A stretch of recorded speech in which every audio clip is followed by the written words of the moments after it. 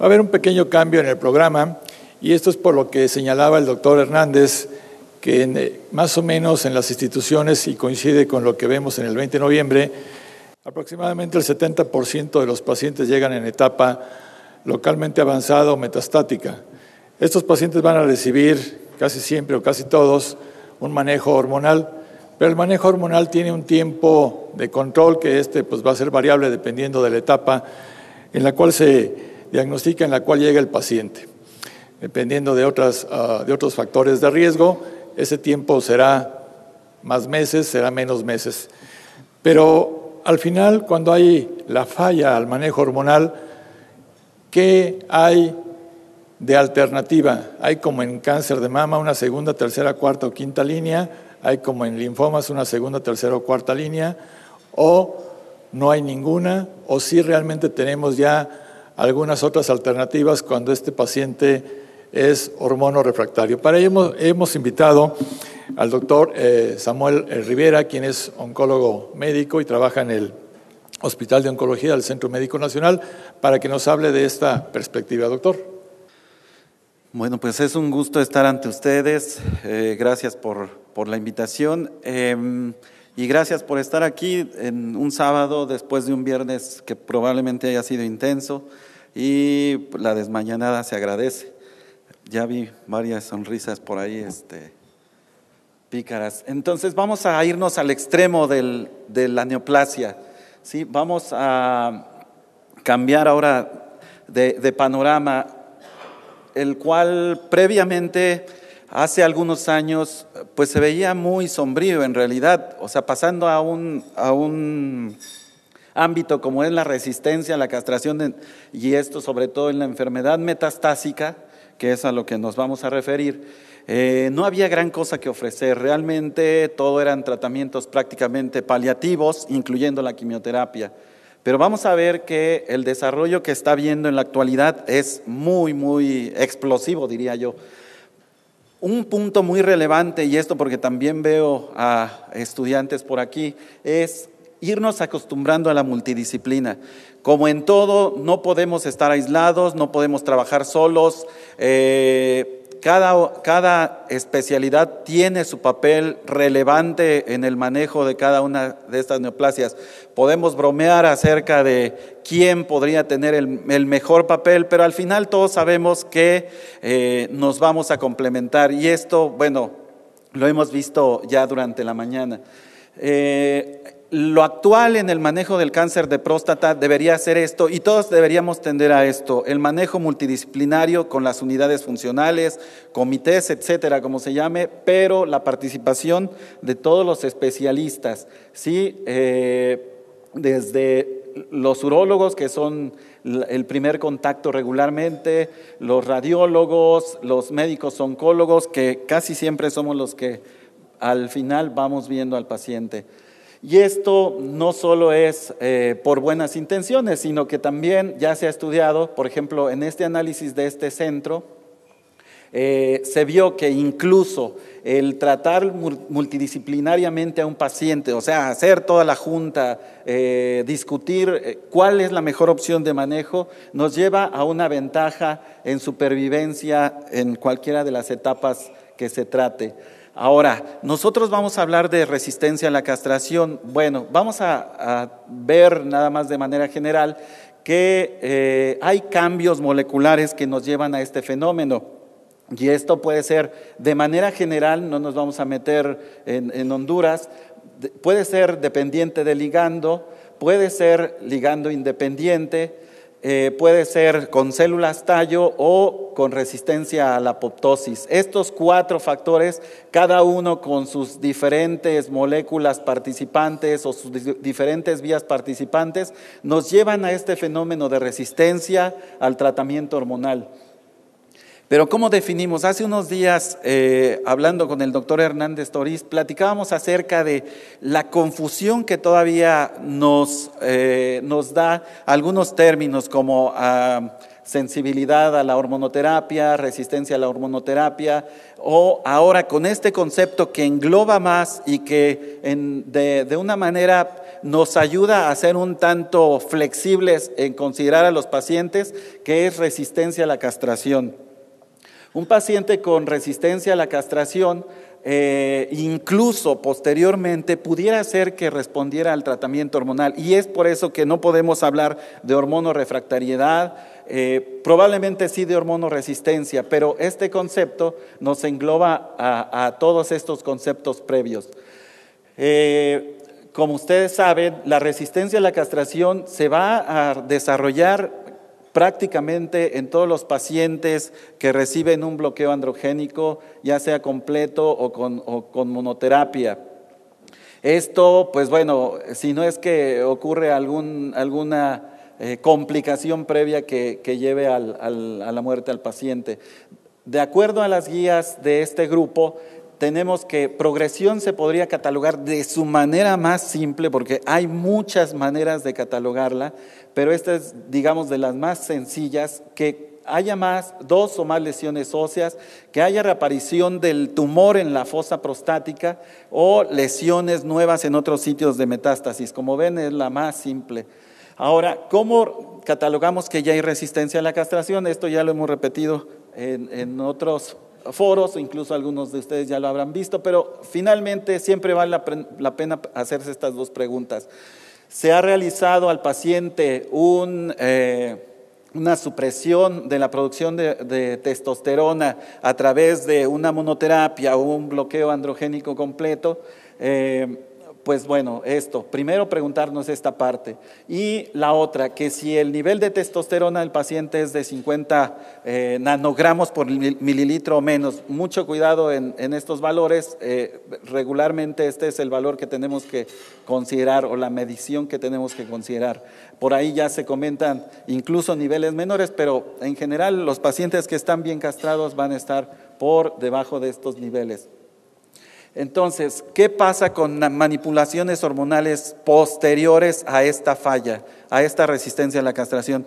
Pues no nos van a dar mayor beneficio, probablemente nos den alguna mejoría en algunos síntomas, todo lo hemos notado cuando intentamos un tanto, a lo mejor por compasión, de decir no le voy a dar quimioterapia, todavía lo aguanto con algo de hormonoterapia, lo cual probablemente sea una compasión mal entendida, porque al final no le vamos a ofrecer algún manejo benéfico al paciente. Entonces, tenemos que, dentro de los reportes, pues el porcentaje de respuesta es muy variable, pero como ya sabemos, la duración de esta respuesta, pues bueno, es bastante corta. Podemos tener unos 2, 3 meses, hasta 6 meses con respuesta a este manejo, pero al final no vamos a tener un mayor beneficio en supervivencia, que para el oncólogo, pues como ya han visto a través de toda la mañana, es el punto fundamental. Entonces vemos en esta tabla que todos deberíamos tener muy presente, que yo siempre ahí en el consultorio les recomiendo a los residentes se la aprendan completa, es cómo vamos teniendo la evolución a través de cada una de las manipulaciones, ¿sí? Desde que el paciente, bueno, se detecta metastásico. Vemos que de manera inicial al manejo de hormonoterapia, y esto considerando una respuesta del antígeno prostático, que esto es lo estándar, mayor al 50%, tenemos que en una primera línea podríamos alcanzar hasta un 100% y con una duración de la respuesta de hasta 48 meses. Conforme vamos adicionando terapias, esto va disminuyendo. Todavía una segunda manipulación hormonal que podría ser, dependiendo de lo que se utilizara de primera instancia, la adición de antiandrógeno, la suma de análogos de LHRH, etcétera, o como monoterapia, como una segunda línea, vamos a tener todavía alrededor de un 60-80% de respuestas, lo cual, pues bueno, se antoja bastante bueno. Lo que ya no es muy aceptable es que desde aquí ya la duración de la respuesta va disminuyendo y cada una de las manipulaciones hormonales va disminuyendo. Ahora, si tuviéramos estas respuestas, pues qué bueno sería que nada más con esa respuesta pudiéramos mantener al paciente en buenas condiciones. Sin embargo, no es así. Como ustedes saben y muchos lo han visto, a través de todas estas manipulaciones el paciente va a tener un deterioro paulatino e incluso llegamos al punto en que probablemente con una primera línea ya tengamos al paciente con mucho dolor, con un deterioro, me refiero a una primera línea ya en pacientes con resistencia a la castración, que es este punto en donde regularmente lo consideramos. Ya pasando este punto, el paciente puede tener dolor, puede tener deterioro del estado funcional e incluso ya no podría recibir en un momento dado un tratamiento de quimioterapia. ¿Y cuál es la desventaja de que no reciba un tratamiento de quimioterapia? Que la quimioterapia sí nos muestra un beneficio en supervivencia global. Esto es un hecho. Entonces, tenemos que para el cáncer de próstata resistente a la castración metastásico de primera línea, todos sabemos que la opción es docetaxel, 75 miligramos por metro cuadrado cada 3 semanas y es el estándar, no hay de otra. Este es hasta ahora el estándar en este tipo de pacientes. Ya después veremos que esto se está ampliando, que probablemente la secuencia de tratamientos vaya a ir cambiando, pero bueno, hasta ahora, hasta el día de hoy por lo menos, esto es el estándar.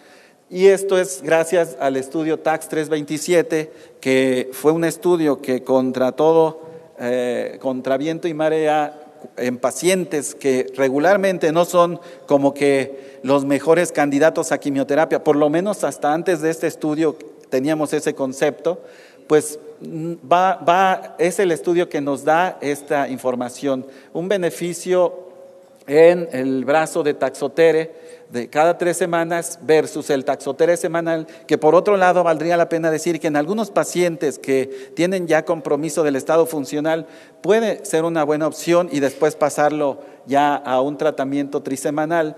Y la mitojantrona, que al final es como que nuestra compañera todavía de muchas batallas. Entonces, ¿pero qué pasa cuando hay progresión al docetaxel? ¿Qué opciones hay? Afortunadamente ahora podemos decir que hay opciones. Hace unos 2 o 3 años todavía se veían cosas en el futuro, pero no como las vemos ya claramente ahora. Tenemos que los potenciales mecanismos, ya vimos que para la terapia hormonal, cuáles son algunos de los mecanismos, y para los taxanos, que es nuestra línea actual de primera instancia, tenemos que hay varios mecanismos de resistencia.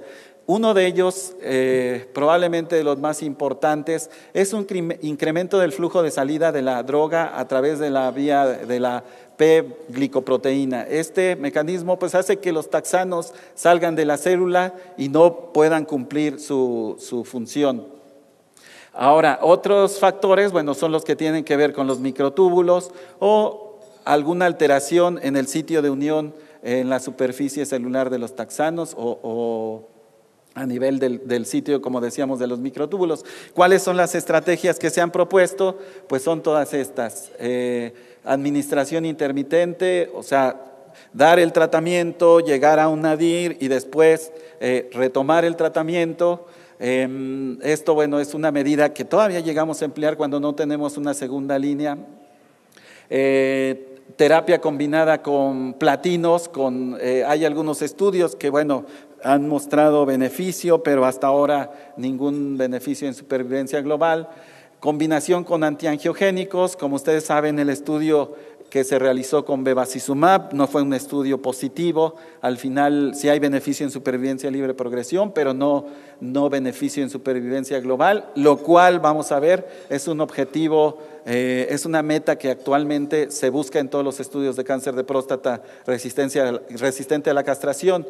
Combinación con agentes hormonales nuevos, que esto sí puede ser una opción que se está evaluando. Combinación con un radiofármaco, ¿sí? Esto para modificar el microambiente y de ahí mejorar la actividad del medicamento. Como decíamos, una de las opciones es el retratamiento con docetaxel. Mucho lo hemos empleado con cierto éxito, por lo menos en el ámbito paliativo. No se ha demostrado beneficio en supervivencia. Las tasas de respuesta van disminuyendo conforme se expone al paciente al tratamiento. Ahora, esta tabla es muy interesante y es lo que va marcando el manejo actual del cáncer de próstata resistente a la castración.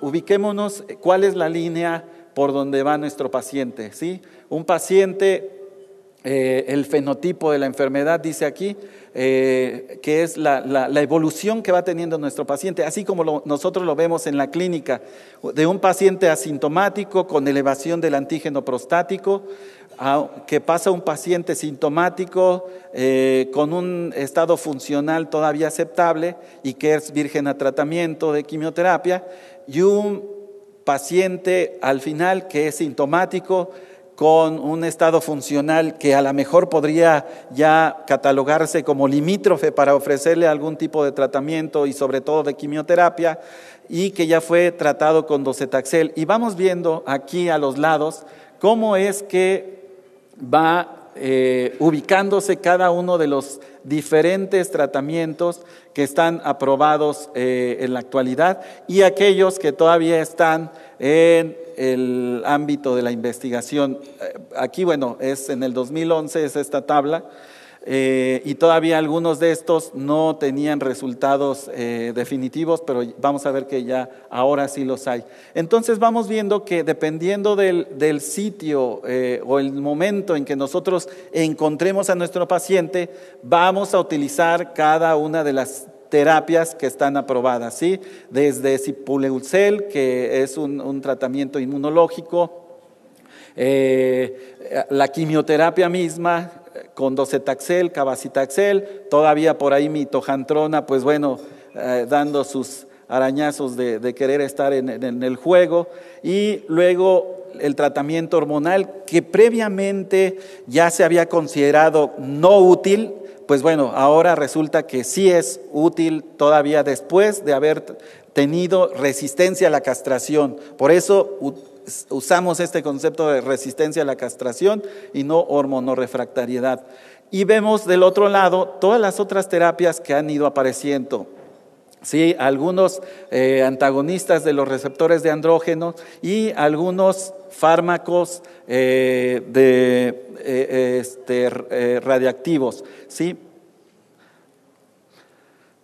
Estos son los fármacos que hasta el momento tienen demostrado un beneficio, estos son los estudios y estos son los fármacos que hasta el momento tienen demostrado un beneficio en supervivencia global en pacientes con resistencia a la castración. Como ven, por lo menos 6 fármacos en este momento ya tienen ese beneficio en pacientes con resistencia a la castración. Y ahora, pues aquí nuestro querido docetaxel es el que encabeza la lista, y digo querido porque nos abrió una puerta para pensar diferente en cáncer de próstata resistente a la castración. Como decía, al menos estos 6 fármacos y algunos con reportes incluso muy recientes en cuanto a su beneficio en estos pacientes. Bueno, vamos a ver rápidamente algunos puntos relevantes de estos fármacos. El docetaxel, que es un taxano, ya dijimos que usa la peglicoproteína, los taxanos en general, para ser extraídos de la célula, y en este punto es muy relevante, y de ahí la resistencia que tiene importancia, que docetaxel y paclitaxel tienen mayor afinidad por esta peglicoproteína y por eso probablemente hagan resistencia. ¿Y esto por qué lo mencionamos? Porque al ver cabazitaxel vemos que tiene una pobre afinidad por esta bomba, y al final a lo que nos lleva es que probablemente por eso sea útil todavía en pacientes con resistencia a la castración. una situación también muy importante es que tiene una mayor penetración a la barrera hematoencefálica. De aquí, pues bueno, también se ve interesante el que en la actualidad en modelos experimentales sea incluso oralmente disponible, y algo muy interesante y que uno, pues después de ver cómo ha sido la historia de la quimioterapia, bueno, pensaría uno difícilmente usar, por ejemplo, bueno, no tanto, igual ahorita se me viene a la mente algunas situaciones con cáncer de mama, pero muchas veces los fármacos ya no son sensibles a un mismo grupo de tratamiento. Este es el estudio donde se reportó el beneficio de cabazitaxel con este estudio TROPIC, un estudio fase 3 en 26 países con 755 pacientes divididos en 2 brazos. Estos pacientes con resistencia a la castración y después de haber utilizado cabazitaxel, utilizando un brazo comparativo de mitojantrona a esta dosis y cabazitaxel a 25 miligramos por metro cuadrado cada 3 semanas. Como les decía, el objetivo en cáncer de próstata en la actualidad es la supervivencia global. ¿Y esto por qué? Porque al final no tenemos muchas líneas, o hasta el momento en donde se realizaron estos estudios, no teníamos como que muchas líneas como para seguir con un tratamiento ulterior. Estas son las características de los pacientes, un paradigma que también se rompió con esto de la quimioterapia, el uso en pacientes añosos, incluso mayores de 75 años, con estados funcionales, algunos de ellos pues limítrofes como para tratamientos, y la mayoría con enfermedad ósea. Este fue el beneficio que se vio en supervivencia global en el grupo de cabazitaxel versus mitojantrona. Y también beneficio en supervivencia libre de progresión, bueno, también con mayores tasas de respuesta que mitojantrona. Y lo que también nos hace que tengamos mucha precaución en el uso es el tratamiento, la presencia de algunos efectos secundarios, sobre todo neutropenia febril, ¿sí? Que como vemos, si comparamos los brazos de cabazitaxel con mitojantrona, sí fue de manera significativamente mayor.